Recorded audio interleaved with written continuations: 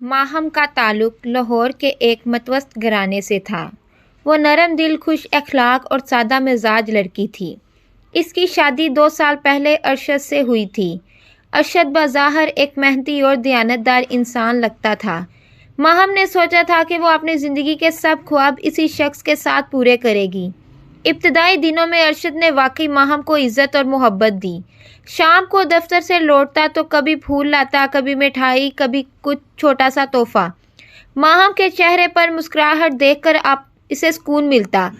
ماہم اکثر دل ہی دل میں کہتی، اللہ نے مجھے اتنا اچھا شوہر دیا ہے، میں بہت خوش نصیب ہوں۔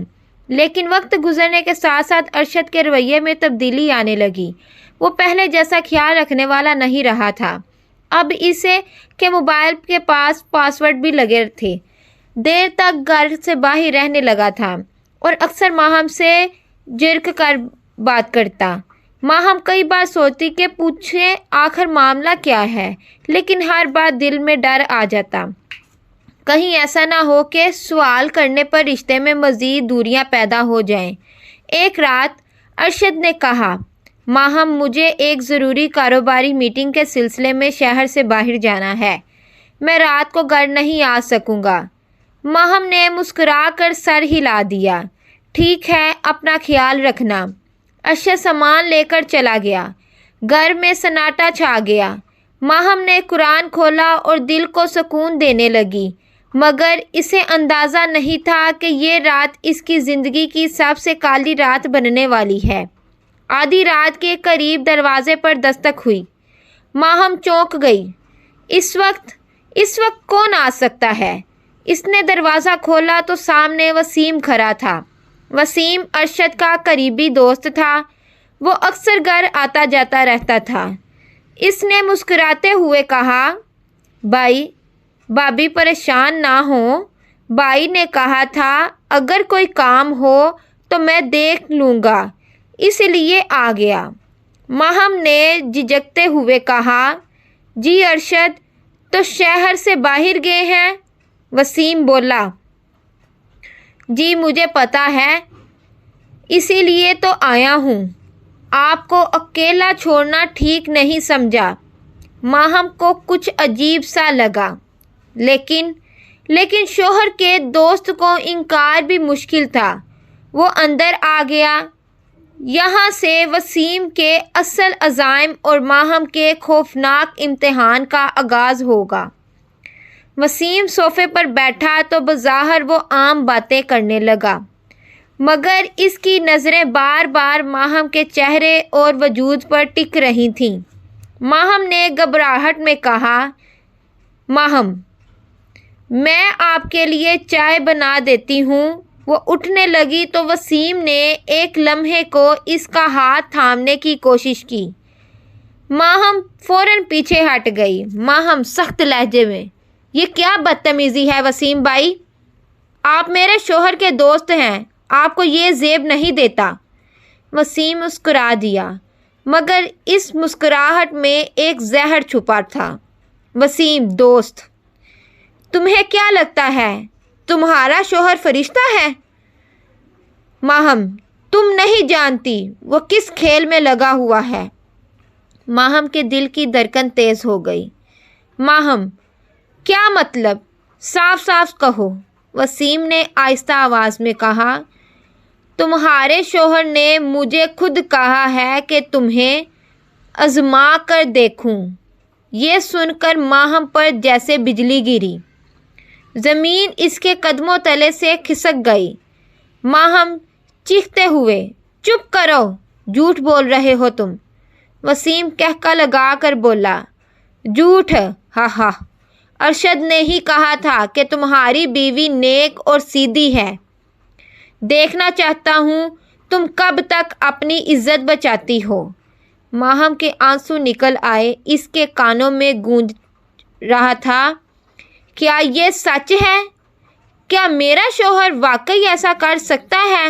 وسیم نے اچانک آگے بڑھ کر ماہم کا دوپٹہ کھینچنے کی کوشش کی۔ ماہم نے زور سے دھکا دیا اور چیخنے لگی، بچاؤ، کوئی ہے؟ مگر رات کا سناٹا تھا، آس پاس کوئی نہ آیا۔ وسیم نے دروازہ اندر سے بند کر دیا۔ وسیم، چیخنے کا کوئی فائدہ نہیں، اب تمہیں کوئی نہیں بچا سکتا۔ ماہم کے دل میں خوف کی لہر دوڑ گئی، لیکن اسی لمحے اس نے ہمت باندھ لی۔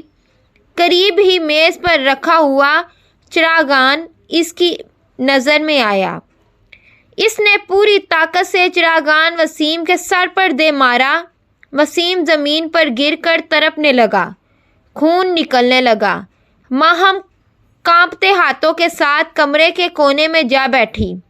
اس کی زبان پر بس یہی دعا تھی، یا اللہ میری عزت بچا لے، مجھے حوصلہ دے۔ یہاں پر وسیم نیم بے ہوش ہے، لیکن کہانی ختم نہیں ہوئی، اور اصل حقیقت سامنے آئے گی کہ ارشد ہی اس کھیل کا ماسٹر مائنڈ ہے۔ وسیم خون میں لت پت زمین پر گرا تڑپ رہا تھا۔ ماہم کا دل دھک دھک کر رہا تھا، اس کی سانسیں بے قابو تھیں۔ وہ کانپتے ہاتھوں سے دروازے کی طرف دوڑی اور زور زور سے شور مچانے لگی، ماہم بچاؤ، کوئی ہے، مدد کرو۔ پڑوس کے لوگ شور سن کر باہر نکل آئے۔ دروازہ توڑ کر وہ اندر گھس گئے۔ سامنے کا منظر دیکھ کر سب کی آنکھیں پھٹی کی پھٹی رہ گئیں۔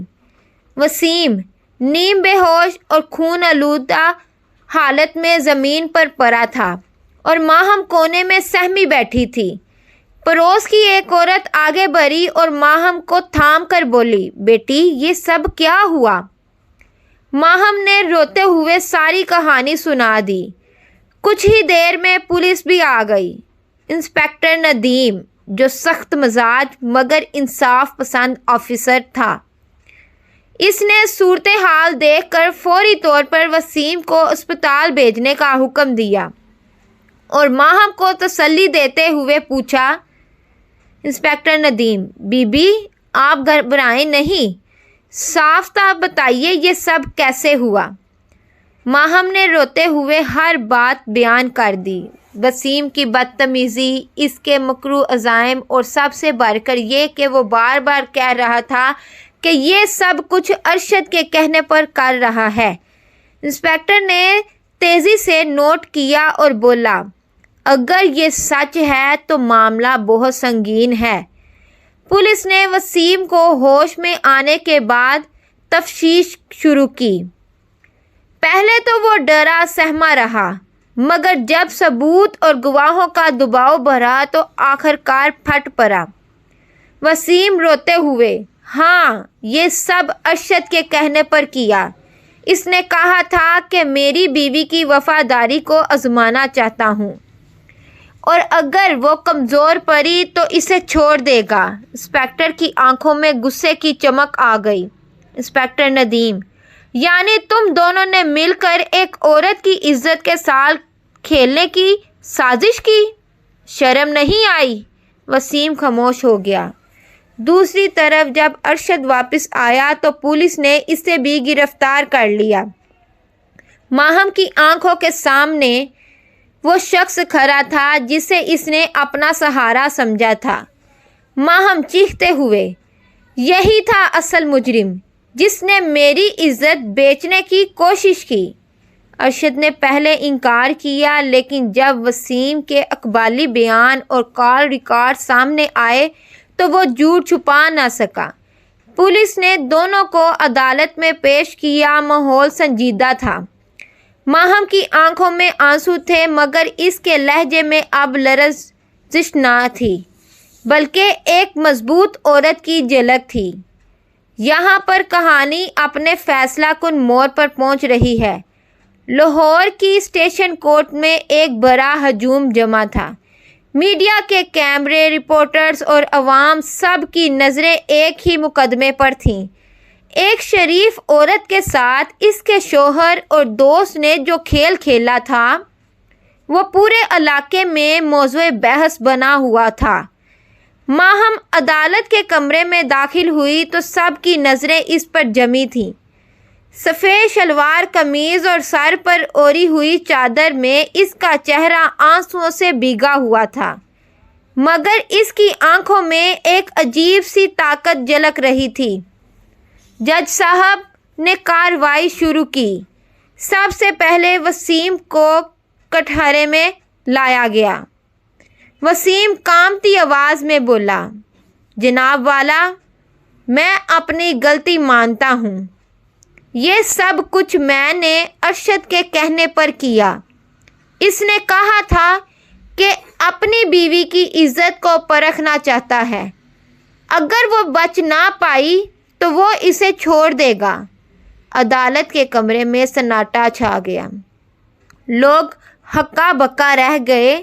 جج صاحب نے سخت لہجے میں کہا، یعنی تم نے ایک معصوم عورت کی عزت کے ساتھ کھیلنے کی کوشش کی اور اس کا شوہر ہی اس کا شریک جرم تھا؟ وسیم کے سر جھک گئے۔ اب ارشد کو کٹہرے میں لایا گیا۔ ماہم کی آنکھیں اشکبار تھیں۔ یہ وہ شخص تھا جسے وہ اپنا سب کچھ سمجھتی تھی، مگر وہی سب سے بڑا غدار نکلا۔ جج صاحب نے ارشد سے پوچھا، کیا تم پر لگے الزامات درست ہیں؟ ارشد نے پہلے انکار کیا، مگر پولیس نے اس کے موبائل کے میسیجز، کال ریکارڈ اور وسیم کے ساتھ ہونے والی گفتگو پیش کی۔ ثبوت اتنے مضبوط تھے کہ وہ جھوٹ نہ چھپا سکا۔ آخر کار وہ پھٹ پڑا، ہاں، میں نے یہ سب کیا۔ میں دیکھنا چاہتا تھا کہ میری بیوی کتنا وفادار ہے۔ ماہم کو گواہ کے طور پر بلایا گیا۔ وہ روتے ہوئے بولی، جناب والا، میں نے اپنی زندگی کے 2 سال اس انسان پر اعتماد کر کے گزارے۔ مجھے لگا یہ میرا سہارا ہے، میرا محافظ ہے، مگر اس نے ہی میری عزت کو داؤ پر لگا دیا۔ میں نے اللہ کے نام پر اسے اپنا شوہر مانا تھا، لیکن اس نے مجھے بیچنے کی کوشش کی۔ عدالت میں بیٹھے کئی لوگ یہ سن کر رونے لگے۔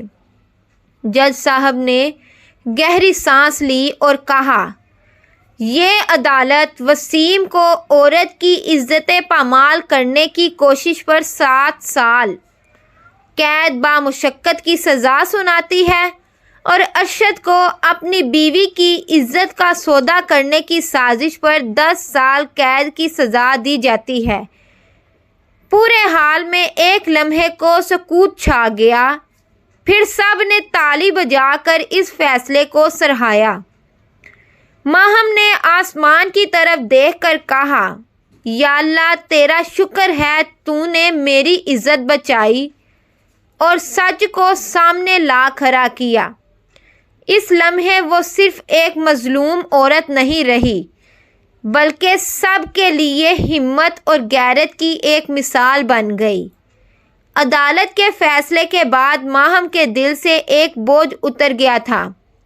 اگرچہ اس کے خواب چکنا چور ہو گئے تھے، مگر اس کی عزت محفوظ رہی۔ اس نے سوچا تھا کہ شاید زندگی یہی ختم ہو جائے گی، مگر حقیقت یہ تھی کہ یہ اس کی ایک نئی زندگی کا آغاز تھا۔ ابتدا کے دن بہت کٹھن تھے۔ محلے کے کچھ لوگ ہمدردی کرتے، مگر کچھ لوگ طنزیہ انداز میں بات کرتے، یہی وہ لڑکی ہے جس کے شوہر نے اسے بیچنے کی کوشش کی تھی۔ ایسی باتیں ماہم کے دل کو زخمی کرتی، مگر وہ ہر رات سجدے میں گر کر دعا کرتی، یا اللہ، مجھے صبر عطا کر، مجھے اتنا حوصلہ دے کہ میں دوسروں کے لیے مثال بن سکوں۔ کچھ ہی عرصے بعد ماہم نے خود کو سنبھالنے کا فیصلہ کیا۔ اس نے اپنے والدین کے تعاون سے ایک چھوٹا سا سلائی کڑھائی کا سینٹر کھول لیا۔ علاقے کی کئی مجبور اور بے سہارا عورتیں وہاں کام کرنے لگیں۔ ماہم نے انہیں کہا، میں جانتی ہوں کہ عورت جب اکیلی رہ جاتی ہے تو لوگ اسے کمزور سمجھتے ہیں، لیکن ہمیں ثابت کرنا ہے کہ ہم اپنی عزت کی حفاظت بھی کر سکتی ہیں اور اپنا مستقبل بھی بنا سکتی ہیں۔ وقت گزرتا گیا، ماہم کا سینٹر بڑا ہوتا گیا، لوگ اسے عزت دینے لگے۔ اب وہ نہ صرف اپنے لیے بلکہ کئی عورتوں کے لیے سہارا بن چکی تھی۔ ایک دن ایک غریب لڑکی اس کے پاس آئی اور روتے ہوئے بولی، باجی میرے شوہر نے مجھے چھوڑ دیا ہے، میں کہاں جاؤں؟ ماہم نے مسکرا کر کہا، بیٹی گھبراؤ نہیں، تمہارا گھر یہی ہے، میں بھی تو ایک وقت تمہاری ہی طرح تھی، لیکن میں نے ہمت کی، تم بھی کر سکتی ہو۔ وہ لمحہ اس بات کی گواہی تھا کہ ماہم اب صرف ایک عورت نہیں رہی بلکہ حوصلے کی علامت بن گئی تھی۔ رات کو ماہم نے کھڑکی سے آسمان کی طرف دیکھا، آنکھوں سے آنسو بہے، لیکن یہ آنسو دکھ کے نہیں بلکہ شکر کے تھے۔ یا اللہ، تو نے میری عزت بچائی، مجھے ہمت دی اور مجھے دوسروں کے لیے روشنی کا چراغ بنا دیا۔ ماہم کے ہونٹوں پر ایک ہلکی سی مسکراہٹ تھی۔ وہ جانتی تھی کہ زندگی ابھی مشکل ہے مگر وہ اب کمزور نہیں، وہ ایک زندہ مثال ہے۔ سبق: اس کہانی سے ہمیں یہ سبق ملتا ہے کہ عورت کمزور نہیں، اگر وہ چاہے تو اپنی عزت اور غیرت کو حفاظت کر سکتی ہے۔ اعتماد اور محبت کی بنیاد عزت ہے، اور جو شوہر اپنی بیوی کی عزت کا سودا کرے وہ سب سے بڑا مجرم ہے۔ اللہ کبھی بھی مظلوم کو اکیلا نہیں چھوڑتا۔